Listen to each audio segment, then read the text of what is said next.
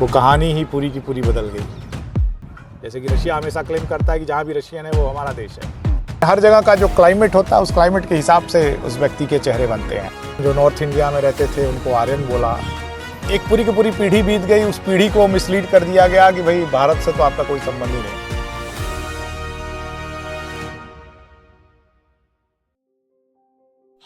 नमस्कार, आप हमें देख रहे हैं रेडियो चौबेपुर के फेसबुक पेज और यूट्यूब चैनल पर।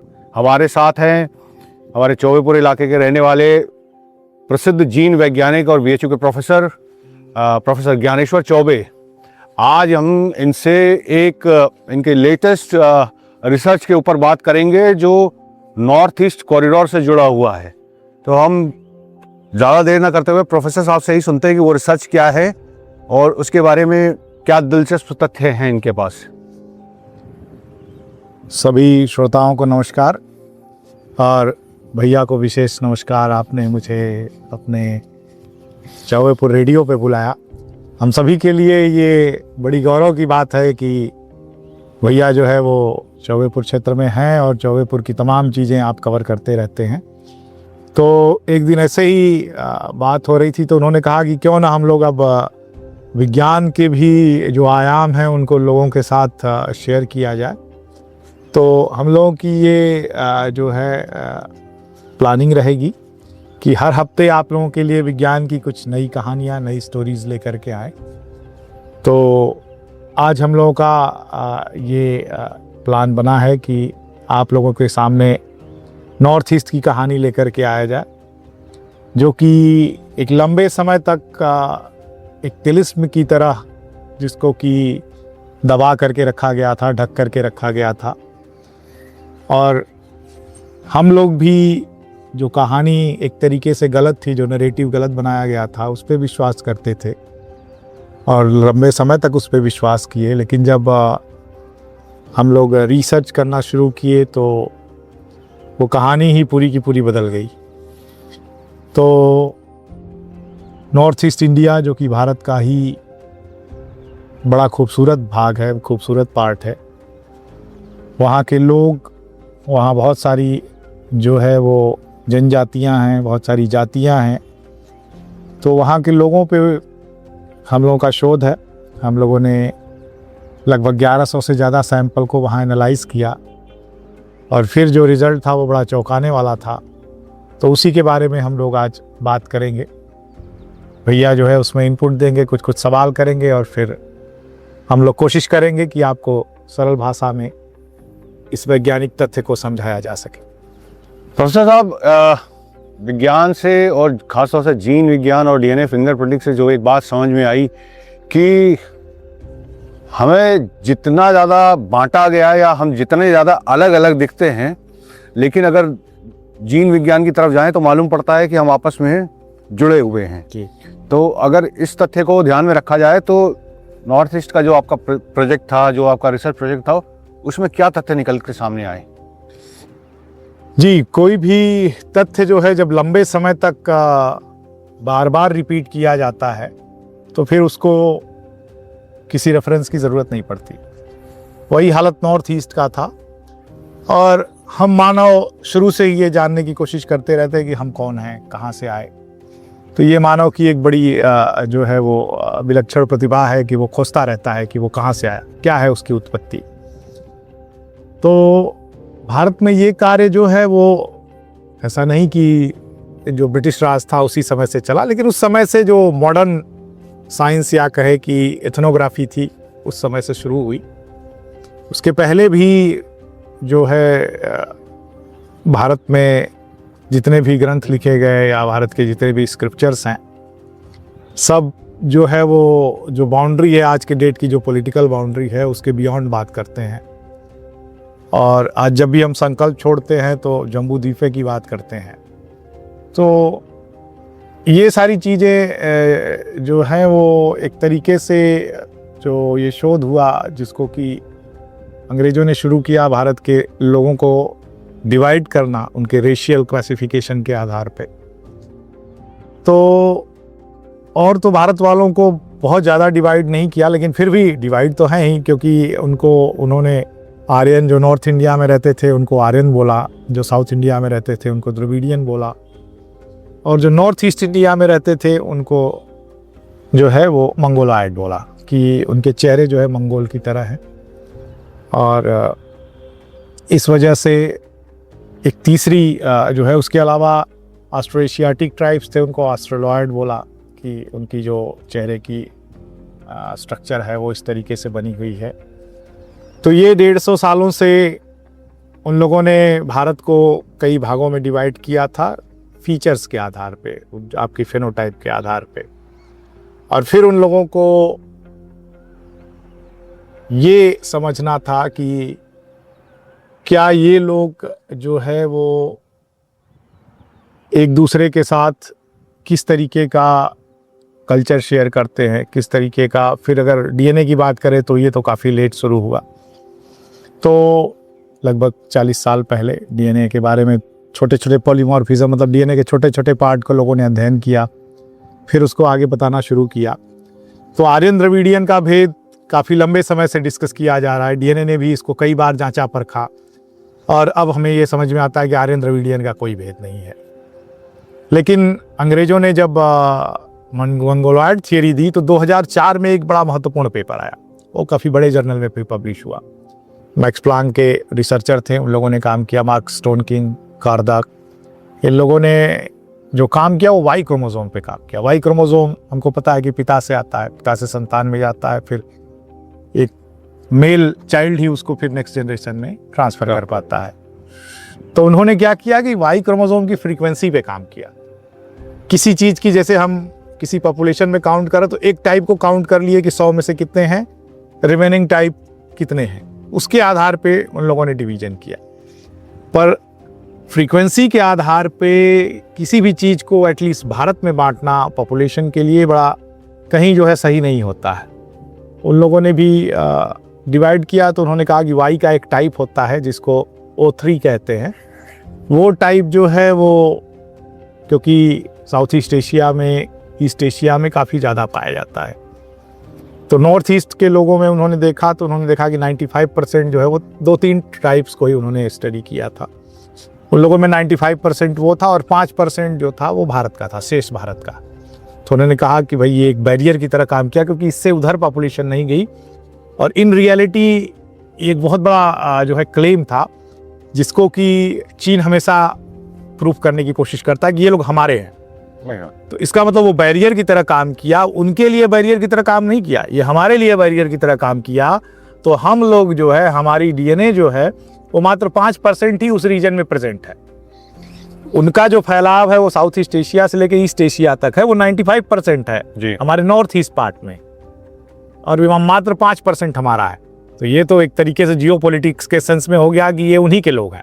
जैसे कि रशिया हमेशा क्लेम करता है कि जहाँ भी रशियन है वो हमारा देश है। तो एग्जैक्टली वही जो है वो नैरेटिव यहाँ सेट हो गया। 2004 से लगातार चला आ रहा है, पूरी की पूरी 2004 से 2026 आ गया, एक पीढ़ी पूरी की पूरी चली गई। मतलब यही कारण था जो नेपाल का क्षेत्र है या लद्दाख का क्षेत्र है, या जो जहाँ भी इस तरह के जी बिल्कुल, जो चाइना अपना जो है, जहाँ उन्होंने मंगोलायड घोषित कर दिया, इसका मतलब ये हमारे लोग हैं, है ना। तो एक पूरी की पूरी पीढ़ी बीत गई, उस पीढ़ी को मिसलीड कर दिया गया कि भाई भारत से तो आपका कोई संबंध ही नहीं है, आपका जो रियल संबंध है वो चाइना और साउथ ईस्ट एशिया, म्यांमार ऐसे देशों के साथ है। फिर हम लोग भी इस थियरी को मान लिए, भाई ठीक है ऐसा है। फिर हम लोग जब काम करना शुरू किए अहोम पे, अहोम लोग जो है बड़े वैरियर थे, 1200 साल के आसपास वो लोग थाईलैंड से मूव किए, 900 लोगों की संख्या थी। अच्छा डॉक्यूमेंट है इसके बारे में, पूरे फुल डॉक्यूमेंटेड है कि 900 लोग अहोम से चले, और अहोम के राजा जो है वो अपनी एक पूरी ग्रुप ऑफ प्रजा को लेके आसाम में रहने लगी। तो जब अहोम पे हमने काम किया तो हमको ये समझ में आया कि अहोम लोग भी जो क्लेम करते हैं कि हम अहोम हैं, वो भी 95% भारतीय हैं। उनका डीएनए जो नॉर्थ ईस्ट इंडिया के साथ मैच कर रहा है। तो इसका मतलब कि जो ये पूरा का पूरा नैरेटिव 150 सालों से बनता आ रहा है, जिसको 2004 में जेनेटिक्स ने भी कंफर्म कर दिया था, उसमें कहीं ना कहीं कोई ना कोई बड़ी समस्या है। तो फिर चूँकि पीएचडी का काम बच्चे करते रहते हैं, तो एक बच्चे ने ये टॉपिक को लिया वान्या सिंह, और उसने इस काम को बढ़ाना शुरू किया। तो बहुत सारे सैंपल इसके लिए इकट्ठा किए गए और हम लोगों ने एक मार्कर पे 2004 की स्टडी थी, तो हमने उस मार्कर को न स्टडी करके पूरे 7 लाख मार्कर्स को स्टडी किया। तो जो रेजोल्यूशन था वो उसके कंपैरिजन में कहीं टिकता ही नहीं था, कहाँ 1 कहाँ 7 लाख। वो ऑटोजोम लगा, वो वाई क्रोमोसोम 5 से 6 साल के आसपास लगा। वो वाई क्रोमोसोम में होता है, ये ऑटोजोम्स में होता है, जो हमें माता पिता से मिलता है और हमें एक ज़्यादा बेहतर पिक्चर देता है। वाई क्रोमोसोम भी पिक्चर देता है लेकिन पैटर्नल देता है, क्योंकि हम लोग जो है वो शादी होने के बाद औरतें पति के घर में आती है और पति का जो गोत्र है वो कंटिन्यूअस चलता रहता है। तो है वाई क्रोमोसोम महत्वपूर्ण है, लेकिन इस केस में महत्वपूर्ण नहीं, क्योंकि हम फ्रीक्वेंसी जस्ट देख रहे हैं कि लेट्स से कि अनुराग भैया टाइप के कितने लोग हैं यहाँ। अनुराग भैया टाइप के लोग वही होंगे ना जो अनुराग भैया की फैमिली में आएंगे। हमारे टाइप के कितने लोग होंगे जो हमारी फैमिली में आएंगे। मान लीजिए आपकी फैमिली पिछले 5 पीढ़ी में लगभग 100 हो गई, हमारी फैमिली 20 ही रह गई, तो पूरी फ्रीक्वेंसी निकालेंगे तो आपकी फ्रीक्वेंसी तो ज़्यादा मिलेगी ही मिलेगी। बस वही बात है। तो वाई क्रोमोसोम के साथ यही होता है कि ड्रिफ्ट एक वैज्ञानिक टर्म है। किसी ग्रुप में आप देखेंगे कि कोई गांव में एक ही समय में 2 भाई पहुंचे और 500-600 साल में किसी की जो है पूरे के पूरे कुनबे में 200-400-500 लोग हो जाते हैं, किसी कुनबे में 25-50 लोग रह जाते हैं। आपके अंडमान के लोग हैं 60-70 हजार साल से वहां रह रहे हैं, मात्र 135-36 लोग हैं वहां ओंगे ट्राइब के।